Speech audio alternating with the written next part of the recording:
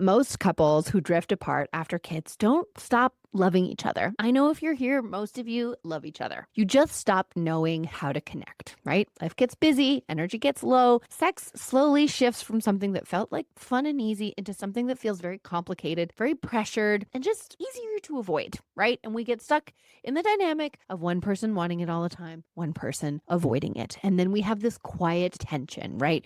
We're bracing ourselves at bedtime, unsure if we should try, unsure if we're going to get rejected, unsure if we're going to get asked. And instead of connecting and having a good time, even if it's not sexual, we end up straight up avoiding each other and turning to our romance novels and anything else we can do, doom scrolling or show.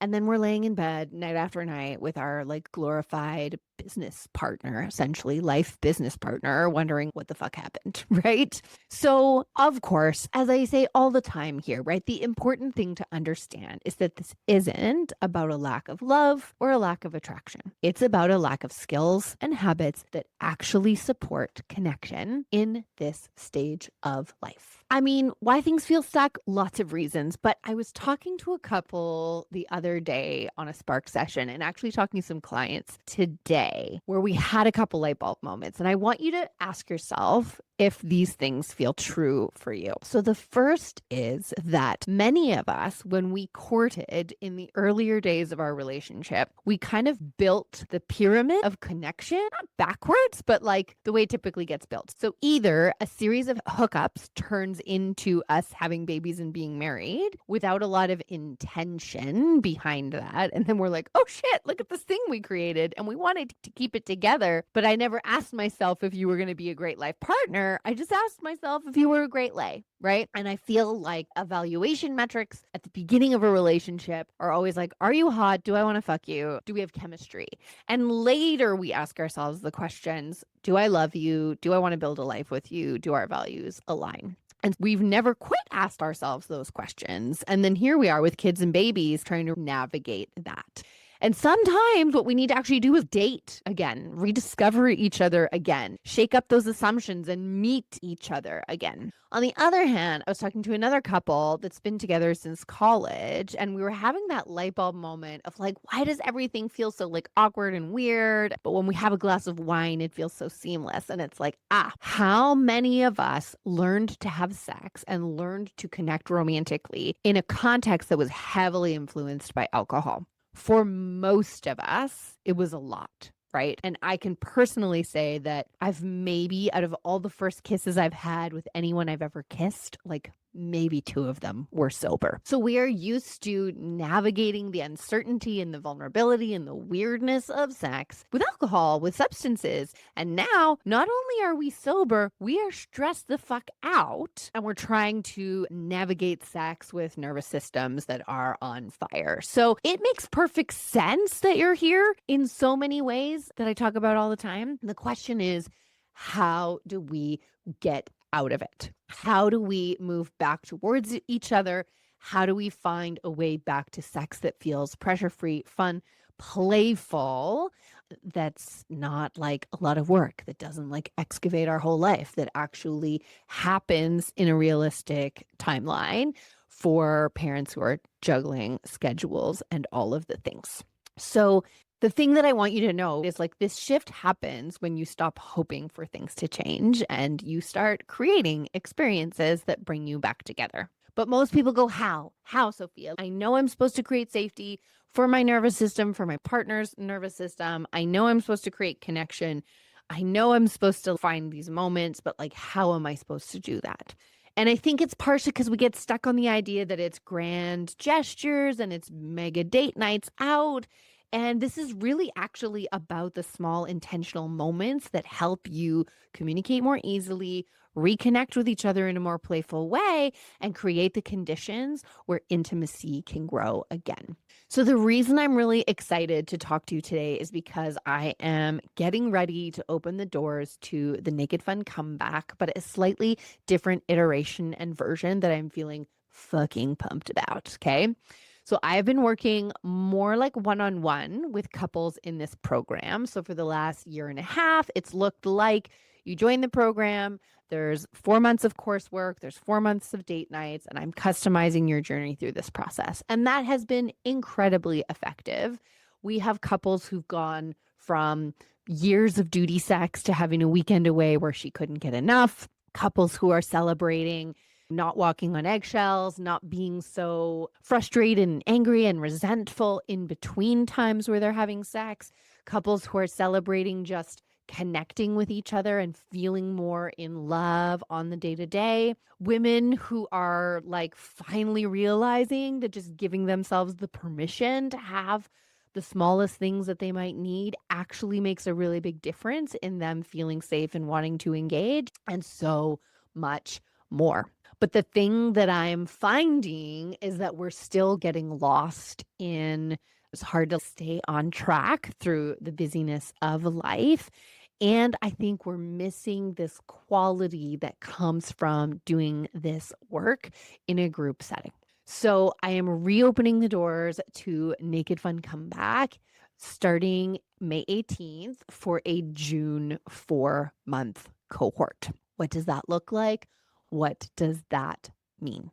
So if you are in a place where sex feels awkward, stuck, icky, full of pressure, and you really want to get to a place where you are having consistent naked fun that feels good and pressure-free for both of you, then I want you to listen up as I talk to you about how this program is going to get you from A to B. If you are full up and you know that right now is not the time to join, I still want you to listen because you're going to take away something in terms of what you can implement at home anyways, okay? The truth is, for you couples who are listening, for you couples who are here, for most of you, this is not an attraction problem. It is not a love problem.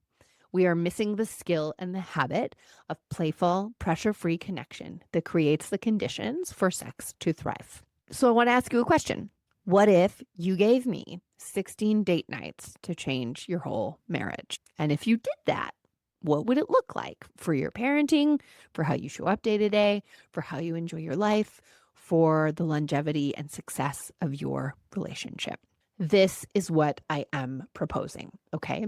So over 4 months, this is how you and a group of other parents who are saying fuck yes to the kind of marriage that they want to be in and fuck no to the status quo of low grade hating each other and then getting divorced, okay? Month 1 is where we master the safe simmer. So we are focusing on more effective and loving communication, feeling more seen and appreciated in daily life, and gently getting out of roommate mode. We are hacking your busy life to find pockets of intentional connection, even if it's 15 minutes a week. We are practicing talking about intimacy without it becoming a high stakes conversation, like my couple Aaron and Dave, who had a tub share about pleasure. And Aaron shared that normally this is the kind of conversation that would turn into defensiveness and shutdown. And they actually just had a really great, juicy conversation where they learned something new about each other and about sex.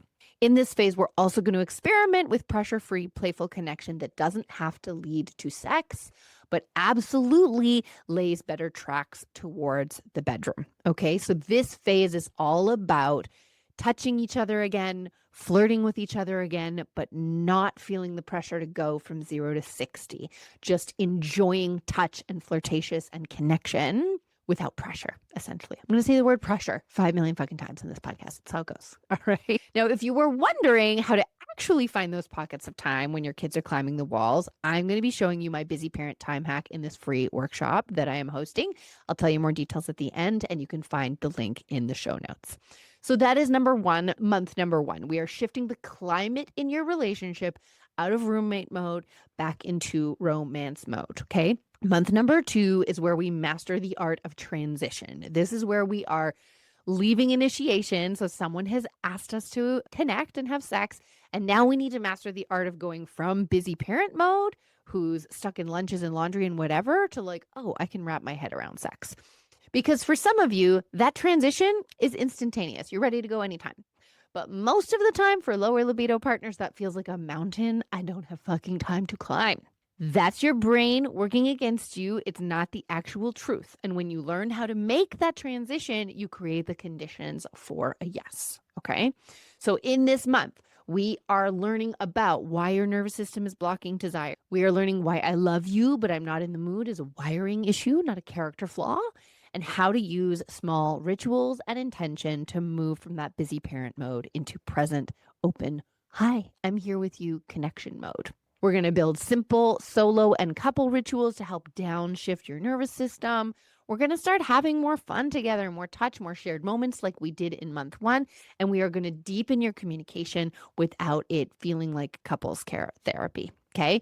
So we're still not forcing anything. We are learning how to create the conditions for success. We are learning how to throw a party your libido wants to come to.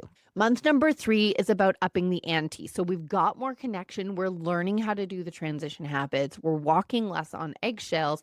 Now, how do we initiate sex in a way that feels confident, sexy, and playful, but also consensual and safe for the nervous system? How do we move from just connection to something that's more naked, more explicitly sexual and fun?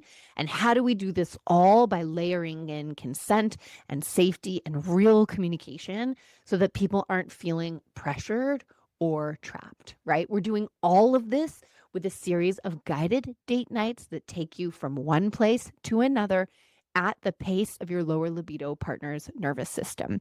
Really, in essence, I would say what I'm teaching you both how to do is create safety for your bodies so that they can show up to pleasure and fully enjoy it. Okay. Month number 4 is where we put all these ingredients together and we start building your unique manual. So by this point, you've done 12 to 15 intentional connected date nights together, which is more than most of you have done in the last 30 days. Okay. You have been learning deliberately what works and what doesn't work for both of you.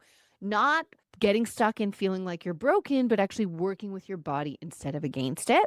And we're creating new patterns around how you talk, how you touch, and how you initiate. What that means is that we create a manual of your go to transition rituals, your preferred initiation styles, a realistic rhythm for both spontaneous and scheduled intimacy that's going to work for you both, as well as hacking actual sex, actual playtime so that we are landing in our body, getting out of our heads, dealing with that uncomfortable premature ejaculation that happens when we have sex only every 6 weeks, dealing with that struggle to orgasm when it's been so long we don't even know how to connect with our body anymore, right?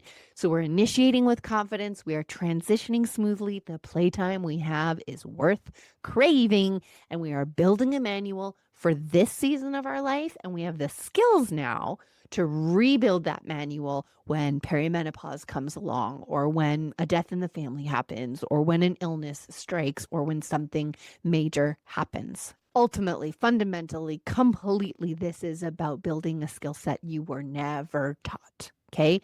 You were taught how to not make babies and how to not get diseases. You were not taught how to have an amazing life, an amazing relationship after kids.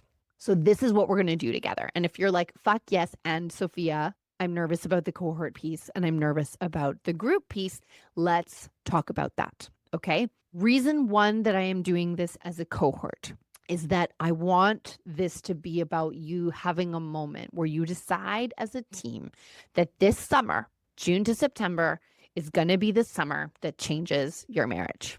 You don't need to commit a million hours, okay? I need 30 minutes of lesson time a week that you can listen on your commute, that you can listen in your earbuds while your kids are having a bath, that you can listen to together as you're going to bed, and a 30-minute date night a week. If you can do half of those date nights, you are still winning. You will not be behind, okay? That is all you need to have a summer that changes your relationship. And when you sign up to a cohort, you are saying, we are making this a priority now. You've got the momentum of the cohort and the community behind you to keep you accountable, to keep you sticking to that goal. I am a real parent. I live in a neurospicy house with 3 kids and my partner and aging parents and all the things. And if I can do this, you can do this. Okay. So a cohort gives you momentum. It gives you a focused time.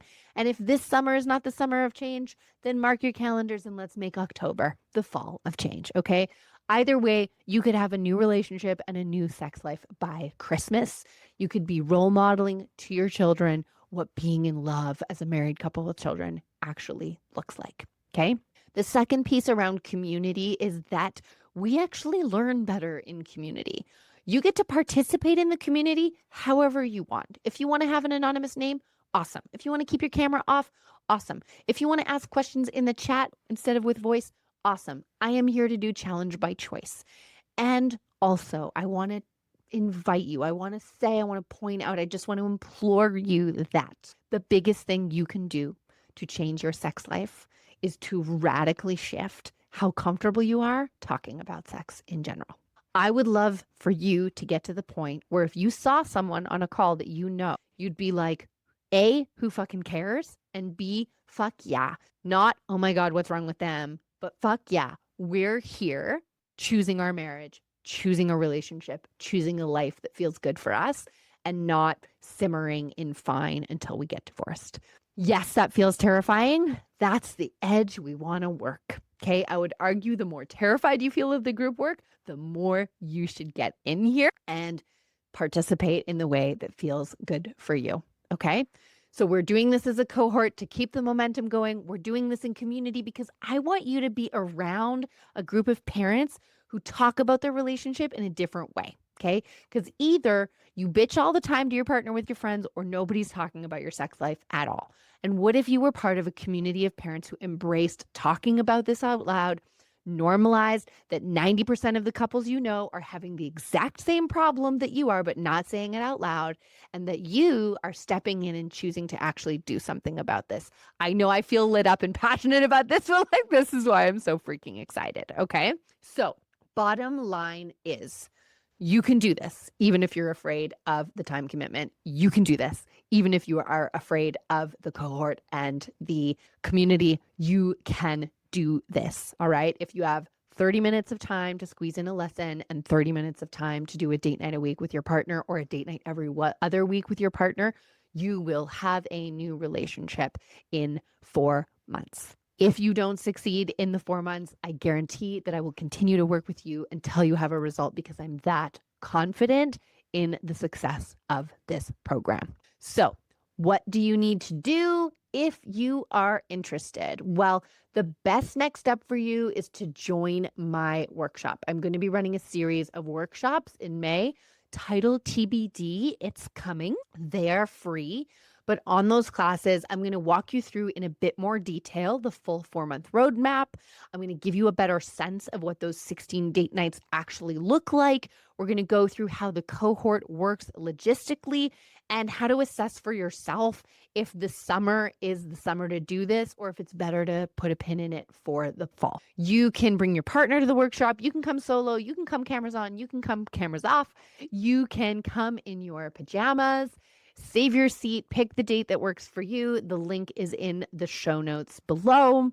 And because I love y'all so much, because I want to make it so easy to say yes, for those of you who join the workshop from my podcast, I'm going to give you an extra bonus and an extra discount on the already super discounted investment. So if you are even the teensiest bit curious, make sure you sign up for the free workshop. We've got a couple of times, both evening and daytime over the course of May. If you can't make the workshop, send me an email, DM me on Instagram. Let's figure out if this is the right move for you. And I will be getting started with you in June. I'll talk to you soon.